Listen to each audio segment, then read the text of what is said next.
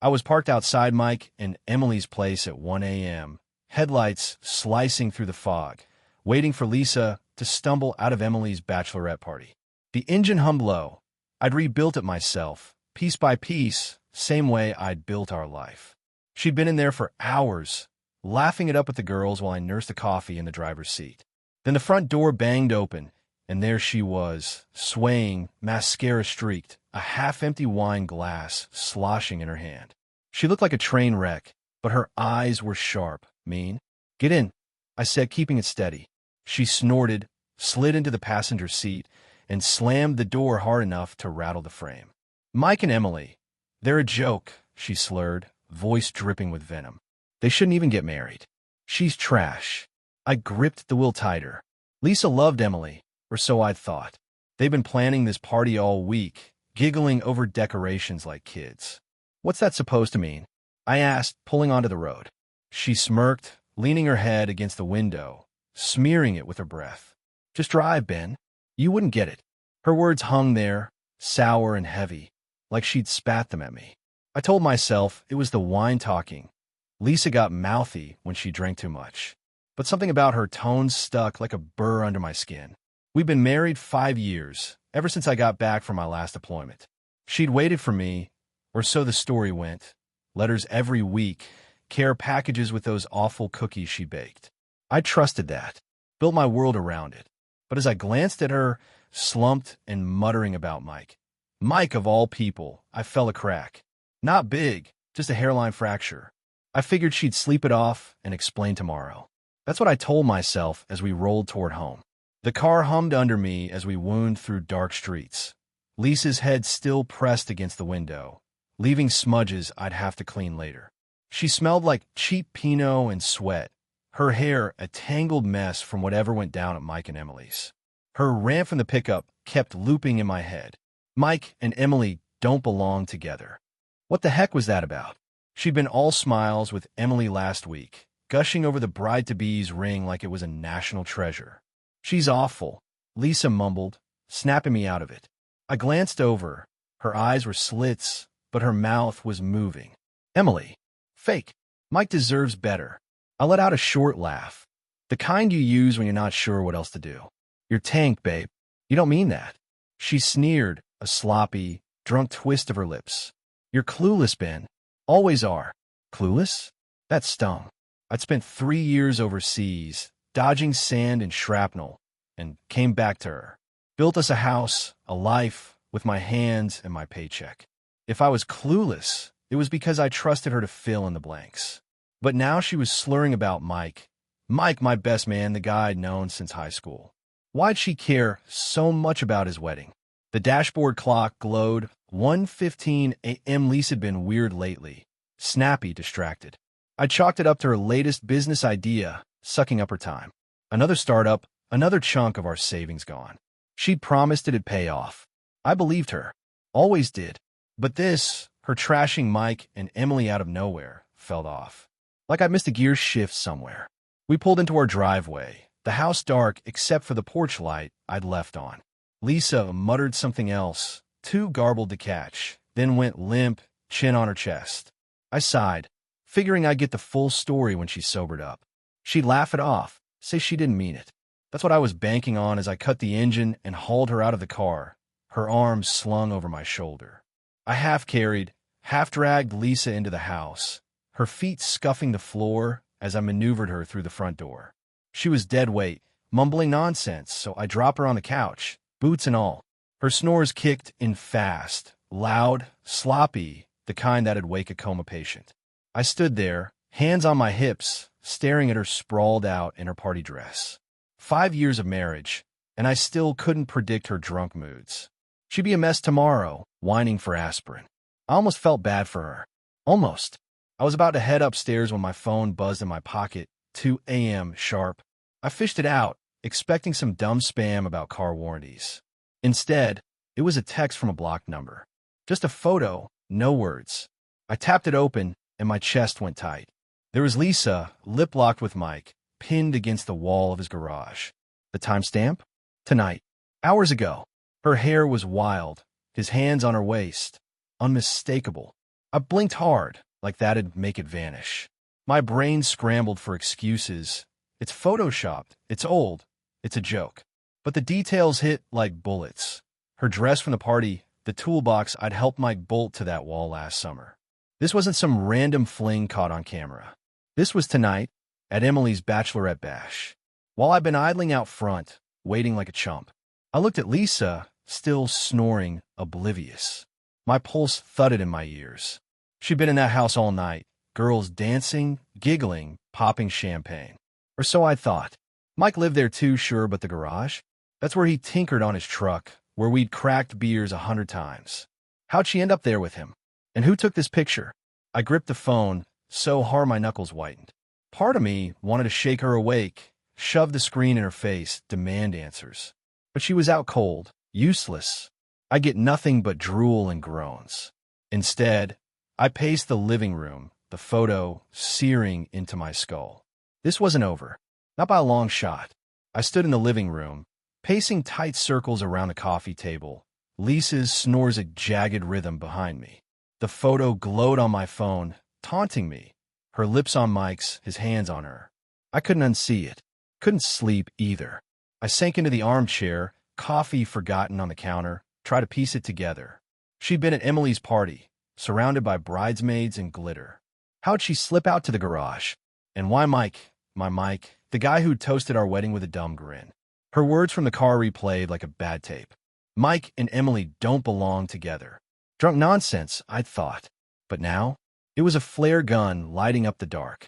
She'd been all over that party prep, hauling decorations, helping Emily every spare minute. Said she was being a good friend. I'd bought it, even when she'd come home late a few times, smelling like sawdust and motor oil. Mike's garage smelled like that. I'd been too dumb to connect the dots. My hands itched to fix something, anything. Back into service, I'd take apart an engine when the stress hit, make it run smooth again. But this was a mess I couldn't unbolt. Lisa and I had a rhythm. I worked the shop. She chased her dreams, boutiques, Etsy stores, whatever. I'd bankrolled it all, trusting she'd figure it out. She'd always been the wild one. I was the anchor. Or so I thought. Now doubt crept in like rust. She'd been edgy lately, snapping over nothing, glued to her phone. I'd asked once, gotta mind your business in return. Figured it was stress. But that photo, it wasn't stress. It was betrayal caught in pixels. And the anonymous sender? Some friend at the party, maybe, with a front row seat to my humiliation. I didn't know who, but I'd find out. The clock ticked past 5 a.m., sky turning gray outside. Lisa hadn't moved, still oblivious to the storm brewing. I grabbed my keys off the hook. Mike was in a talk, whether he liked it or not. I wasn't waiting for her to wake up and spin some story. I left Lisa snoring on the couch and rolled out, the engine growling as I hit Mike's driveway just as the sun peeked over the trees. His garage door was half open, tools scattered like he'd been up all night. I didn't knock, just ducked under, the photo loaded on my phone like a grenade with the pin pulled. Mike was there, hunched over his truck's engine, a beer sweating beside him. He looked rough, bags under his eyes, stubble patchy. Hungover, probably. Good. Ben. He straightened, wiping grease on his jeans. What are you?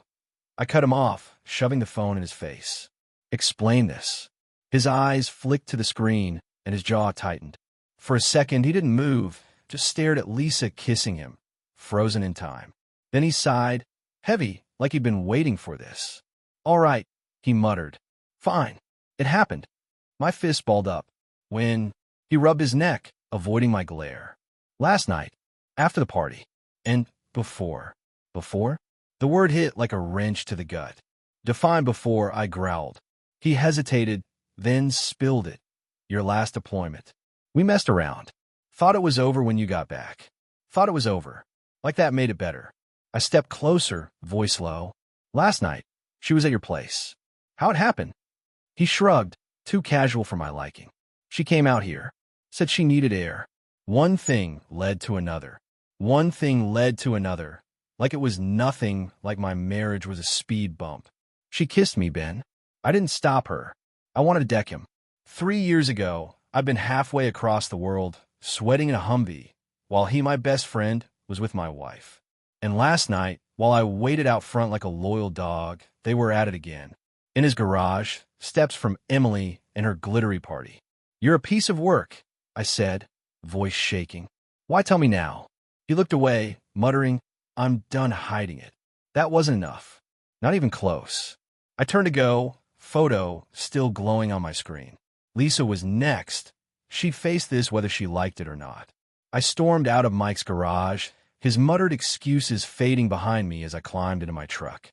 The engine roared to life, louder than my thoughts, Mike's words slamming around in my skull. "Your last deployment. We messed around." My knuckles whitened on the wheel. 3 years ago, I'd been in the desert, counting days till I'd see Lisa again, while she was here, tangled up with my best friend.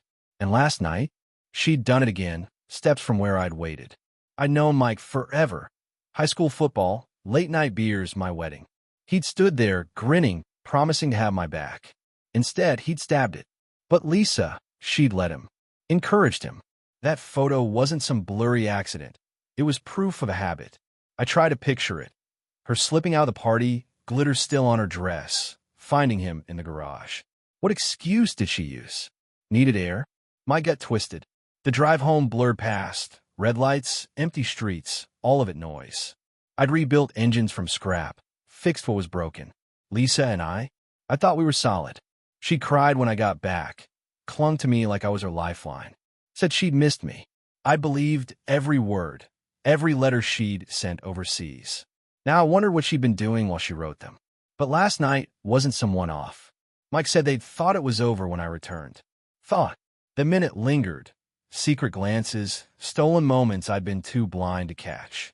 And at the party, she'd ranted about Mike and Emily, slurring venom in my car. Was that guilt? Jealousy? I didn't know yet. I pulled into her driveway, the house still dark except for that porch light flickering like a bad omen. Lisa was inside, probably still passed out. Mike's confession wasn't enough. He dodged too much, played it too cool. I needed her side, her truth. Whatever she'd say, it wouldn't fix this. But I had to hear it. I killed the engine, grabbed my phone, and headed in. I stepped into the living room, the door clicking shut behind me.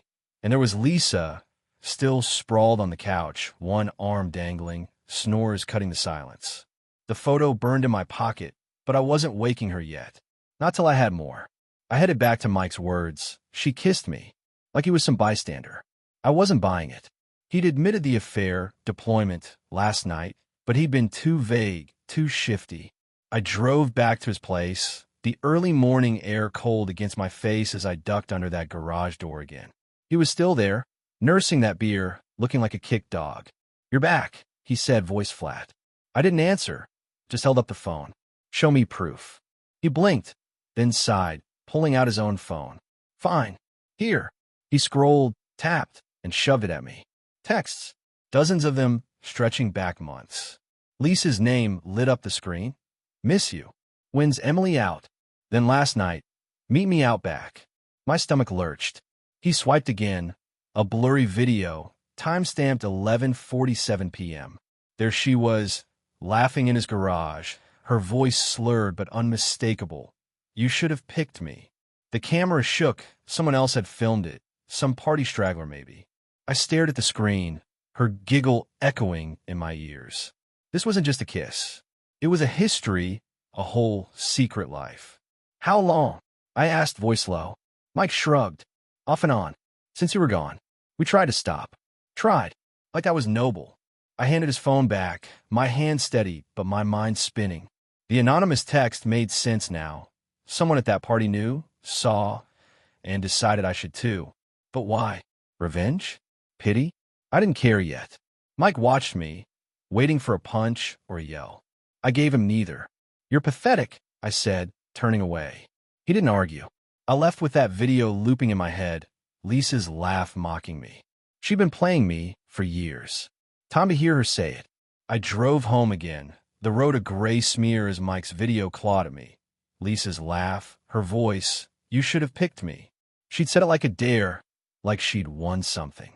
My hands shook on the wheel, not from fear, but from rage boiling over. He'd said he was done hiding it, wanted to come clean. Why now? After years of this? I replayed his face, nervous, guilty, but holding something back. He wasn't noble. He was scared. Maybe Emily knew.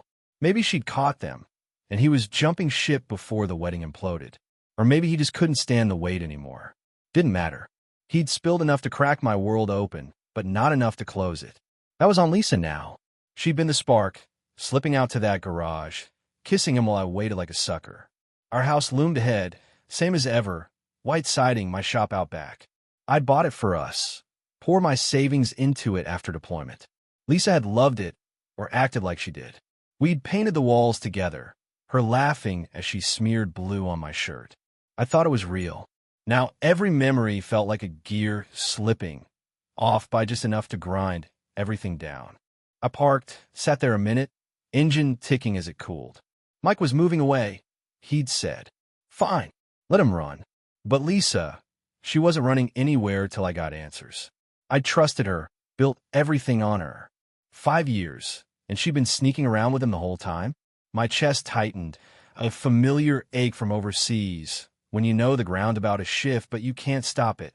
I stepped out, keys jangling, and glanced at my phone. That photo stared back, her lips on his hands on her. Proof she'd lied every day. She smiled at me. I wasn't waiting for her to wake up and spin some sob story. She'd talk, sober or not. I marched inside, the door banging shut loud enough to rattle the windows. This was ending today. I slammed the door, the sound bouncing off the walls as I stormed into the living room. Lisa jerked awake on the couch, blinking groggy and confused, her dress still crumpled from the party. "Ben," she croaked, rubbing her eyes. "What's with the noise?" I didn't answer, just pulled out my phone, opened the photo, and shoved it in her face.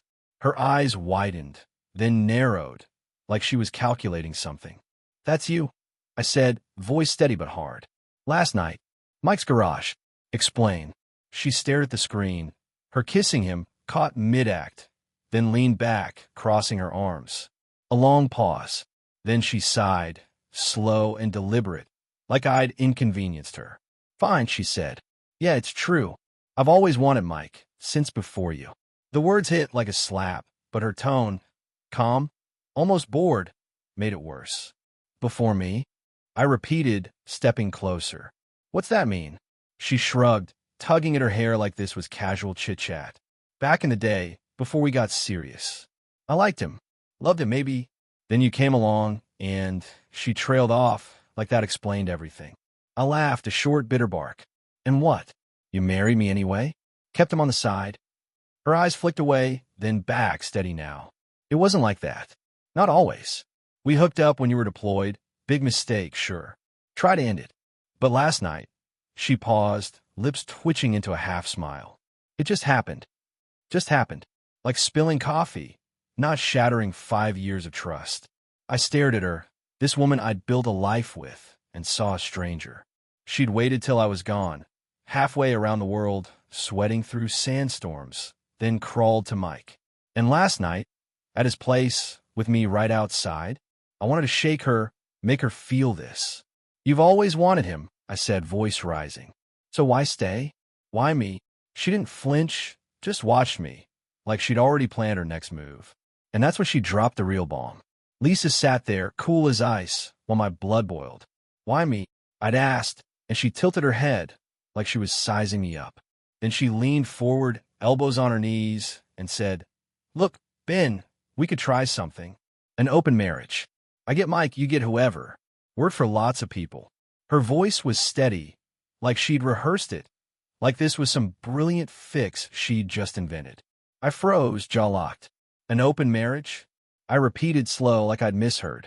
She nodded, casual as if she'd suggested takeout. "Yeah, I mean, I've always had this thing for him. Passion, whatever you call it. Doesn't mean I don't care about you." "Care about me?" I've been overseas, dodging bullets, dreaming of her while she'd been with him. And now she was pitching this like it was a compromise? "You've always had this passion," I said, voice shaking, "and you never left." "What?" She sighed again, louder, like I was the dense one. "Because you're good, Ben. Steady. I needed that. Mike's a mess. Fun, sure, but unreliable. You were the one I could count on." Count on. The words twisted sharp edge in my gut. I thought she loved me, built a home, a future, but she just needed me, like a tool. I paced, her watching me with that calm stare. So what? Last night, was you chasing your fun again? She nodded, almost proud. Yeah, party got wild, I saw him, and it's always been there. We tried to stop after you got back, but it's like a pull, you know? A pull. Like that excused it. Years of lies, sneaking around, that garage kiss while I waited out front like a fool. I stopped, staring at her. She didn't even look sorry, just tired, like confessing was the chore. You don't get it, I said, voice low. I trusted you. Everything. 5 years. I gave you. She shrugged. I know. And I'm not saying ditch that. Just tweak it. Tweak it. My marriage. A busted engine she wanted to patch with duct tape. That's when it clicked. She'd never really been mine. I stood there, staring at Lisa as her open marriage pitch hung in the air like smoke. She leaned back on the couch, one eyebrow raised, waiting for me to bite. My mind churned, replaying her words. You're steady. I needed that. Needed. Not loved. And then it hit me, a slow grind like an engine misfiring. I'd been her safety net, not her husband. I thought back, 5 years of pouring myself into us.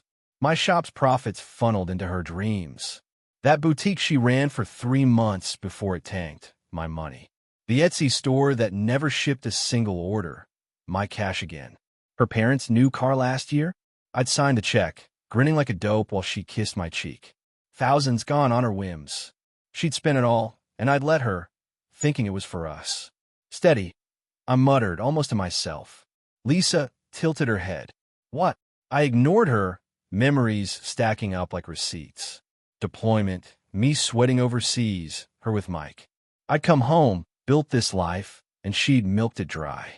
The house, the shop, every dime. She'd leaned on me while chasing him. My chest tightened, a familiar pressure from the service when you know you're about to lose something big. She watched me pace, calm as ever. Ben, you're overthinking this, she said, voice smooth. It's not that deep. Not that deep. I'd given her everything, trust, time, my whole world, and she'd turned it into a piggy bank for her and Mike. Passion, she called it. Greed, I saw now. I stopped, hands clenched, and looked at her. She didn't flinch, just sat there like she'd already won. But she hadn't. Not yet. I'd been blind, sure. Trusted her smiles, her tears, her I love yous. No more. She'd played me. And that open marriage nonsense was just her next move to keep me hooked. I wasn't a husband to her. I was a resource. And that realization lit a fire under me, hot and sharp. She wasn't getting away with this. Not anymore. I wheeled on Lisa, the fire in my gut boiling over. Why didn't you leave?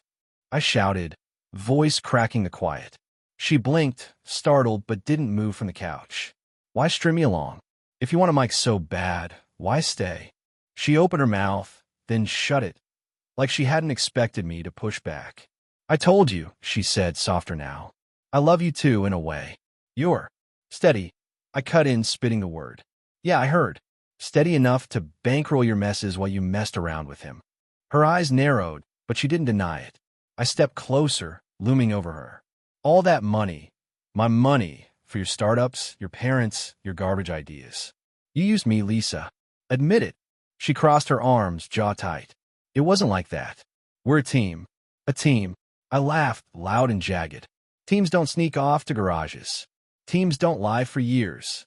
My voice bounced off the walls, and she flinched, finally, a crack in her cool. You didn't leave because you needed my wallet, not me. Mike's a broke mess. You said it yourself. I was the sucker keeping you afloat. She glared, but her silence screamed louder than words. I'd spent years fixing things. Engines, our fights, her failures. Thought it was love. But now, I saw her flinch when I yelled about the money, saw the flicker of panic. She'd built her life on my back, and I'd been too dumb to notice. You don't love me, I said, voice dropping low hard. You love what I give you. Lisa stood up then, hands on her hips. You're twisting this, Ben. I stayed because I wanted us, both of us. Mike was just, she trailed off, grasping for something. A mistake, I finished mocking. Funny how your mistake lasted half our marriage. She stared, lips parted, but nothing came out. I cornered her, and she knew it. The air thickened, heavy with everything unspoken. I wasn't done, not even close. She'd answer for all of it. I took a step closer, glaring down at Lisa as she stood there, defenseless for once. "Who else?" I demanded, voice shaking with fury. "Tell me who else you've been with." She froze, eyes darting like a trapped animal. "What?" she stammered, but I wasn't letting her wiggle out. "You heard me. Mike wasn't the only one. You've been too slick, too good at this." "Who else?" Her mouth opened, then shut, and that hesitation lit me up. "Ben, you're losing it," she said, forcing a laugh. "There's no one." I cut her off, slamming my hand on the wall beside her. The thud made her jump. "Don't lie to me. Not now. You've been sneaking around for years. Don't pretend it's just him." My pulse hammered, every nerve raw. She played me too long. I needed the whole ugly truth. She backed up a step, hands raised. "Okay, fine, calm down." There were a couple guys. "Work trips, nothing serious." Work trips. Those business meetings she'd taken, the ones I'd paid for, hotels, flights, her networking. I'd believed her, sent her off with a smile. "Names," I growled. She rattled them off. "Tom from Denver, some guy named Chris in Seattle." Her voice shaky but defiant. I laughed, a harsh, broken sound. "Nothing serious? You're unbelievable." She'd been jitting off, burning my cash, while I fixed cars and trusted her. My mind raced back. Her late nights, the client dinners, she'd come home from smelling like cologne. I'd asked once. She'd snapped, "Stop hovering." I backed off. "Idiot. How many?" I pressed. She shrugged, weak. "I don't know, 3, 4. It's over now. Over now." Like I'd erased it. I stared at her, this stranger I'd married, and saw the pattern. Mike for passion, me for stability, others for whatever else she craved. "You're a leech," I said, voice cold, "sucking me dry while you chased anything that moved." She flinched, but didn't argue. I turned away, chest heaving. I couldn't look at her anymore, not without breaking something. I turned my back on Lisa, pacing to the window, the room suffocating me. Outside, the sun was up, mocking the wreck inside. She stayed by the couch, her voice chasing me. "Ben, wait, I didn't mean for this. It's not what you think." I spun around, incredulous. "Not what I think. You've been with Mike, Tom, Chris, who knows how many. And I'm the fool paying for it. What's left to misunderstand?" She stumbled over words, her cool cracking. I messed up, okay? But I always came back to you. Doesn't that count?" "Count." I want to laugh, but stuck in my throat. "You came back because I'm the bank, Lisa. Not because you cared." Her eyes glistened. Tears now, real or fake, I couldn't tell. "That's not true. I love you, I got lost." Lost. Like she tripped into a 5-year lie. I shook my head, done with her excuses. "You're not lost. You're selfish. You kept me around to fund your chaos while you chased every thrill you could." She stepped forward, reaching for me, but I jerked away. "Don't.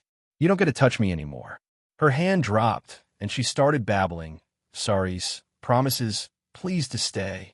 "I'll change," she said, voice breaking. "We can fix this. Therapy, whatever you want." Fix this? I'd spent years fixing her messes, her failed ventures, her whining, her dreams, and got betrayal in return. "There's no fixing this," I said flat. "You're out. By morning." Her face crumpled, real panic now. "Ben, please. I've got nowhere to go." I didn't care. She'd figured out. She always did. I grabbed a duffel from the closet, started tossing in clothes. She followed, begging louder. "You can't just throw me out. This is my house, too." I stopped, glared at her. "My name's on the deed. My money built it. You've got nothing here." She froze, tears streaming, but I was past pity. I zipped the bag, slung it over my shoulder, and walked out, her sobs echoing behind me. I crashed at my buddy Dave's place, tossing my duffel on a spare cot. The room smelled like motor oil and old pizza, familiar grounding. I sat there, staring at a cracked photo of me and Lisa from our first year, her grinning, me clueless. 5 years, torched in a night. Dave poked his head in, offered a beer. "She really did that?" he asked. I nodded, took the bottle. "And more."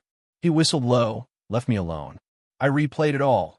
Her rant in the car, that photo, Mike's confession, her begging. I trusted her with everything. My heart, my cash, my future. She'd taken it, spin it, thrown it back in my face. The shop was mine. At least, her name wasn't on that. She'd pushed for it once. I'd said no. Small mercy. But the house? Her businesses? Thousands gone, and I'd never see a cent. I sipped the beer, cold and bitter, matching the pit in my gut. I'd been steady, like she said, steady enough to bleed for her, while she chased Mike, chased others. Tom, Chris, who else? Didn't matter now. She was out, scrambling, probably crashing with some sucker who'd buy her tears. I'd given her till morning, state law backed me. She had no claim. The photo flashed in my mind, her and Mike mid-kiss. I'd almost burned it into my brain, but now it just made me tired. I'd loved her, built a life I thought she wanted too. She hadn't. I was collateral, a means to her ends. That hit hardest, not the cheating but the using. I'd been a tool, and I'd let it happen. I finished the beer, set it down hard. No more. I'd rebuild, sell the house, keep the shop, start over. Lisa had taken enough. She wasn't getting my future too. I lay back, staring at the ceiling, a new edge settling in me. Harder, colder, but free. Next time, I'd see the cracks before they split me open. I drifted off, the sound of Dave's snores replacing hers, and felt something like peace.